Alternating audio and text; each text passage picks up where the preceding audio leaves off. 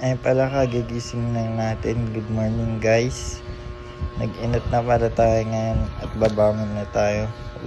Una sa lahat, nag-pray muna tayo dahil papasalamat tayo sa panibagong araw. Nag-start na pala tayo mag-exercise para ganado tayo ngayong araw.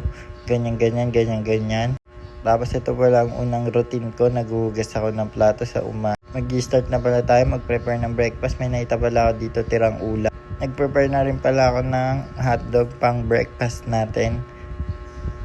Ano guys, magpa-fried rice pala tayo. Kinuha ko na yung kanin. At ayun na, dinurog-durog, minix-mix, ganyan. And guys, nag-prepare na rin pala tayo ng bawang. Binalatan muna natin ng ganyan, tapos pipisatin natin yan. Pisatin natin ganyan lang para madali, nahulog pa. Ayun na, pisatin lang natin para madaling balatan guys. Pisatin lang natin. Yan na, siwayway natin ganyan. Dudurugin na rin natin yung tira nating ulam kagabi. Prepare na pala natin yan. Tsaka ayan, kuha muna tayong asin, lalagay natin sa fried rice natin. Kuha muna tayong asin, lagay natin sa kanin natin. Yan, mix nyo lang yan. Parang kulang pa, dagdagan ko nga.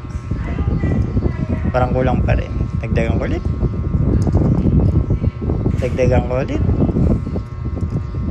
Parang kulang pa. Sige na, tama na. Ayun na guys. Yan, tagtas na nagugas tayong kamay. Magsasangag na tayo. Ayun na, binuksan natin ka lang, naglagay tayong tapos nun. Ayun na, dinakot na ang bawang, nilagay na. Ayun na.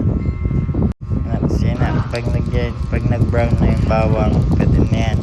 Lagay na natin yung dinurog natin na tira nating ulam gagabi. Ayun na.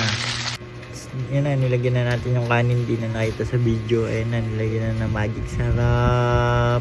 Ayun na, bang, alualuin mo lang ng ganyan. May fried rice ka ng masarap. Oh shit. Luto na, namakyo pa, sabay 2 joints. Na magluluto na tayo ng hotdog. Hiwain mo lang sa gitna para mas mabilis mong gawin. Huwag ka na pa baby, maraming hiwa, ganyan lang yan.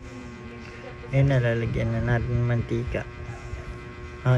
Pag mainit na yung mantika, punas muna tayo dito kasi marami yung ating pinaglulutuan, dapat lagi malinis. Lagyan na natin yung hotdog. Haluin lang natin, paikot-ikutin lang natin hanggang sa makita mo na luto na yan.